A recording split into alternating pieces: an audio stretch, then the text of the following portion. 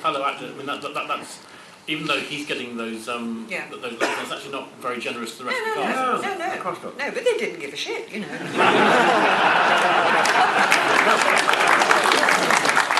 Incidentally, I'm wearing a TARDIS tie today, which people have said, "What are you wearing?" It's all good little gold TARDIS. And Innes Lloyd got them made. One for me, one for Patrick, one for Peter Bryant. See a little tie? See a little TARDIS?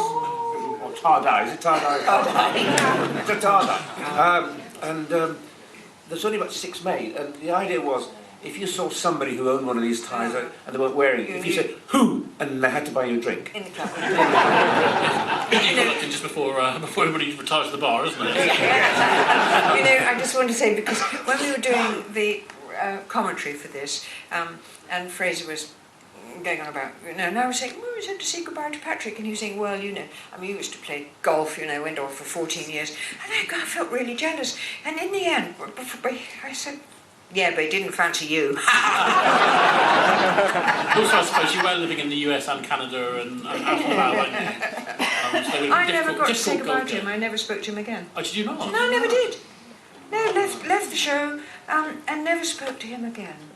Except the amazing thing was that sitting in Canada, and then, you know, I've now got connected, and somebody had sent me that spooky thing of where he is in America, where he's doing his last convention, and he's a bit pissed, and he's with his little pipe, and he gets up onto a little podium, and I've been sent this, and I watch it, and it's the last thing he ever says, and he says, I'll never forget Mike and Anneke, because he talks about me in the last few moments of his life, so I was always, thanks, sweetheart. Stay with me, baby. He said, "I'll never forget Mike and Anneke," but then, luckily, there was Fraser. It's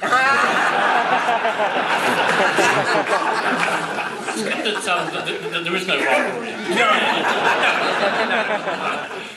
So I think we have got a question down here we'll come back to, and then there was a question over here somewhere already. This was the point last year where I said, more wine, and somebody had said, oh, Anneke was pissed. I must tell you that, of course, I do get pissed, but no, the thing is I've got arthritis, and so if you see me hobbling around and hanging onto my, it's not that I'm drunk, it's because I can't walk very well, my knees don't work. Well, that's my excuse. And I'm stupid. And that is not gin, and it's that's not water. So I'm glad that we've kept this PG rated, because our next question is for a younger member of the audience, so that's my credit there. Out of all of the Doctor Who's you've done, what is your favourite one you've been in? All the Doctor Who's, what's your favourite you've been in? Okay, well, I'll say the Smugglers, and you'll say the Highlanders. The Highlanders, yeah. Because it's interesting that both our choices are not science fiction based. Well, that's very true. Yes, you're right. I guess the only danger of saying that, though, having not seen them for a very long time, is that if they were ever rediscovered and you rewatch them, you may be disappointed because in your mind actually. No, because I really listened to the Smugglers. I worked from the audio when I read the story. The BBC audio. Yeah. No, not audio. You know the what's it called? And so you hear the voices of the actors, and you're working with the voices of the actors. I mean, once again, we were working with the best actors. They were absolutely wonderful actors. So, you know, made the stories rich. Yeah. Well, and I'd have to say Highlanders, because it was my first ever story. And if I'd said to my agent, "Oh, Doctor Who, yes, I children's TV, I watch it occasionally, no, I can't be bothered. For 4 episodes, I'm not going to do it. I wouldn't be here now. I wouldn't have seen Australia, New Zealand, America, Sheffield, you know. The life we've had. So, if I'd turned it down, I wouldn't, seriously, I wouldn't have, Thank you for your question. Sorry for the foul-mouthed panel we have here. There's a question over here. Pardon our bad language. We're old actors. Hello, I just wanted to say how lovely it is to see you both here today. And you spoke about the challenges of obviously having 3 companions in the TARDIS. I wondered if you'd seen the recent series and what you thought of the 3 companions that are out at the moment. Well, yeah, I would say after watch the news stuff, I do think, and it's one companion too many. I just think, you know, the Doctor, a male and a female. You know, I just think a male Doctor and 3 companions. Yes. Maybe they'll sort that tomorrow. Who knows? I don't know. I mean, I really don't know. But I must tell you, I was in Los Angeles recently at a big Doctor Who convention, and I did a panel on my own, and as I walked off into the wings, the audience, I mean, cheering and whistling and stuff, Stefan, the line producer of the new Doctor, he said, "My God, Fraser, they love you, they love you," and you could see him thinking, "But you're classic, you're old, you should be popular." I mean, you see him, he said, "No, honestly, Fraser, you're really," I said, "The classic people are still popular." It was lovely. I'm glad he was there to witness it, you know. Yeah. Yeah. Well, and on the other hand, when I got the opportunity to meet David Tennant and Peter Capaldi, I felt like a 12-year-old Doctor Who fan. My heart was beating. I was so excited. It was like a spiritual experience. You know? So of the new, I have to tell you all, because you're all friends and so you need to know, I'm a Luddite. I don't have a mobile phone. I cook my food on a wood stove. I've got this tiny little telly which I can hardly hear and definitely can't see. So I haven't watched it yet, but I'm looking forward to getting Matt sending me the box set, and in the summer when it gets so stinking hot I can't come out, that's when I shall sit down and really focus on this whole new story, and I'm looking forward to it. And then 2 years later you'll be reading those stories. Or reading the audio. I can only read our stories. Yeah. Are there any more? We've got time for a few more questions. So one straight up here. Paul. He's sitting here right in the middle. No, don't. Well, let's have a microphone. And then there's somebody over there. We want to get the microphone over there. Yeah, here we go. There we go. Just picking up on that point about the companions, how do you think your character would react to a female doctor? Well, that's not you, good. But the character. I think Jamie would say, "Pleased to see you, but my legs are better than yours, Doctor." I think Polly might actually have a bit of difficulty there. I think she might feel a little bit competitive. I mean, it was a funny thing, wasn't it, when we were watching that last episode just then, when you're saying your goodbyes, and I'm sure you're going to go off and he kind of talks up what Ben is going to do, and is completely sort of dismissive about the idea. Polly's going to look after Ben. Yeah, that's right. Yeah. Well, did you pick up on that at the time? No, because that was sort of normal. That's what you did. You looked after your bloke. I mean, Now, of course, it's like, what? Let's go back to the 60s.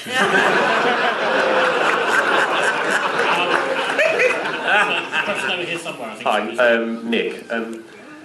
Do you feel like any more of your episodes will turn up, or do you think that's it now? Do you think it's just animation all the way? I know it's probably a question you've been asked lots of times, right? The very fact they found the Underwater Menace, which was my second story, because I still had the same raggedy kilt on, and I'm hoping that, because they found one so far away, that they might find, Do you think you hold out hope? I'm holding out hope. But it wasn't that long ago since they found those two, since Philip Morris found those two stories. Yes. So I guess you have to hope, don't you? Yeah. Yes, live in hope. Actually, there was this bumper sticker when I lived in California, which I loved. It was on the back of this car. I'm driving along, and it said, "I feel so much better now. I've given up hope." So maybe I'm not hoping. Maybe I just accept what comes. There was something there as well in the hand. I can't believe we've just had an animation of the Faceless ones. This is magic enough. Please. Stop me, because I don't want to talk. Microphone. Oh, he's answered your question already. Anybody else got a question over that side? Over here! Okay, get the microphone over there, and then anybody on this side? Between those two Somebody in the very, very middle back row. Middle back row, we'll do that. So we'll go to the... Hi, question for Fraser. What was it like playing a version of yourself in an episode of Duty Free? Oh, yeah. My agent rang me up and said they want you to play yourself in the... And I said, "Oh God, I can't do that. I can't play how would I do it?" And then I was up in the Highlands of Scotland doing the Pitlochry Theatre Festival, and in the afternoon I happened to watch an episode of I Love Lucy, and Richard Burton was in it, and she was a big fan of Richard Burton, and she was trying to get his autograph, and in the end he put a boiler suit on, Acme boiler suit, and as he came out the stage door, she said, "Aha, got you," and she thought he was the boiler man, and dragged him back. "Now fix the boiler." Richard Burton said, "I can fix the boiler." He said, "Oh, come on, you're good." And I thought, if Richard Burton can send himself off, who am I? So it was good fun. Although I don't normally go on holidays and say, "Hello, don't you know who I am?" I don't know. But no, it's good fun. But and every time you're in the rehearsal room, and Joanna Van Geysen says, "Hey, I've just seen that Frazer Hines. It was an audition." I'm thinking, "Well, that's me, but it's not me." But it's in the script. It's very strange. Playing yourself. Yeah, playing yourself, or somebody talking about you as you in the rehearsal room. You're doing your lines. Yeah, really. It's very strange, but it's a good thing to do. To say, "Well, I play myself on TV." Which, it was nice that Yorkshire Television actually thought that people would know who I was to play myself. Of course they do. There was a question over Mr. here. Hines. What was the question? Oh yeah, back, sorry, of course it was. Middle back row. We're scraping the barrel now. Sure we're not. I've got a I wouldn't question. feel too offended the person that was that was. Scraping the bottom. I've got a question I'd like to put to both Anneke and Fraser. Anneke said earlier that she didn't see any of the Doctor Who episodes she was in, but I wondered, do either of you watch yourselves on television or on film? And if so, what do you think of yourselves? You must see the Pleasure Girls a few times. So I think I'm the same as most actors, which is you don't like to, because you want to go back and do it better.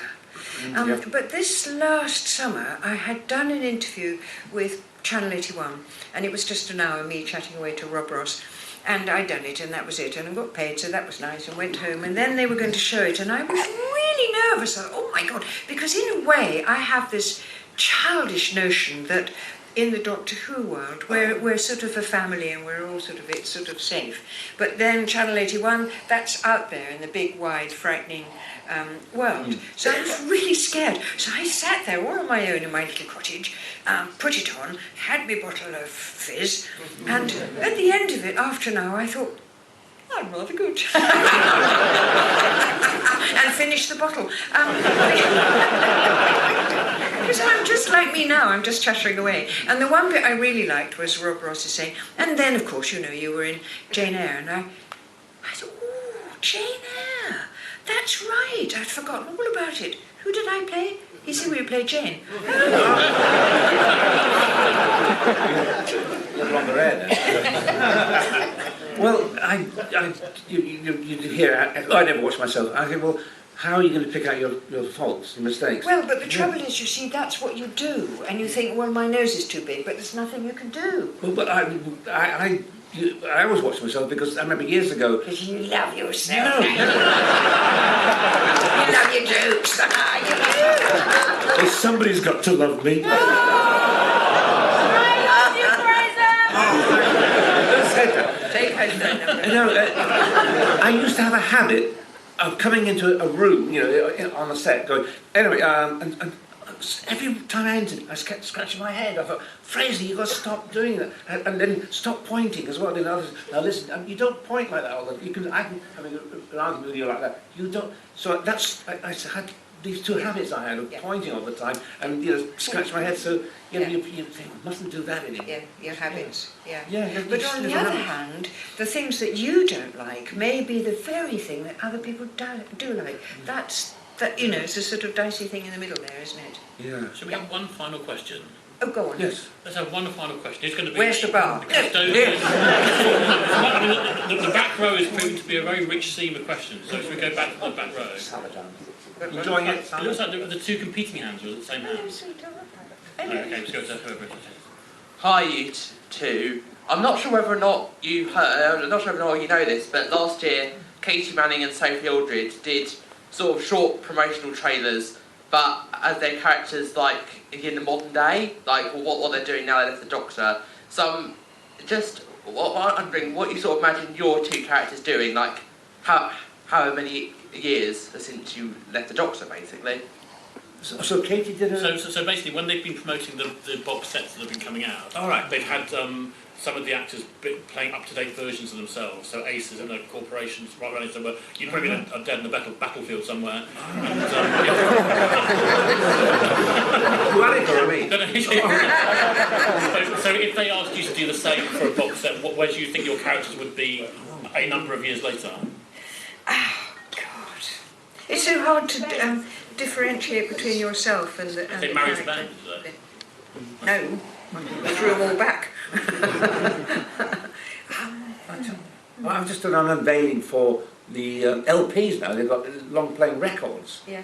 And I remember saying to the camera, saying, I'm unwrapping these LPs, and it's the abominable, oh, I wish I could do the Ice Warriors. Abominable, you try and say abominable snap. And I guess for Jamie it would have been very difficult to have been sent back to where he came from, because having had all it- those adventures without having a kind of mind wipe or something. I guess. Yeah. Well, can you Because, imagine Jamie in this modern world? Oh, poor thing. Flying beastie. Flying beasts, oh, look. I think I'll be doing what I'm doing now, which is retired to the depth of Dartmoor, growing my vegetables and flowers. Lovely. I think Jamie would be up in the Highlands with Kirsty. I think he probably fell for Kirsty, who was Hannah Gordon, played by Hannah Gordon, and he has about 5 kids, you know. Yeah, yeah. I mean, There's no TV, you There was a know. bit of I just want to say, before we finish off, Ben Craze's little daughter, what a star! Wasn't she lovely?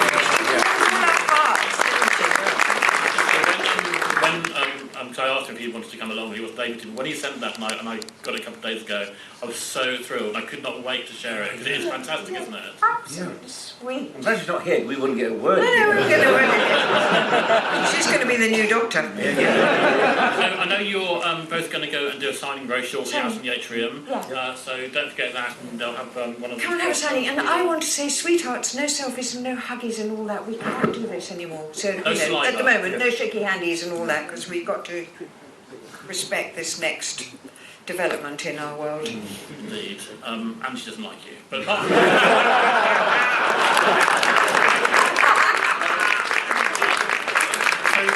I actually can't remember. Is Charlie still here from the BBC? What date does the Faceless one come out? 16th of March at the moment. 16th of March at the moment. It's always throwing that caveat in, but at the moment it's out 16th of March. As you've seen, it is fantastic. There were some extra bits and pieces on the DVD release as well. We will hopefully be seeing some of you again here in 2 weeks' time for Towns of Wayne Chang. But a big thank you to our fantastic guests.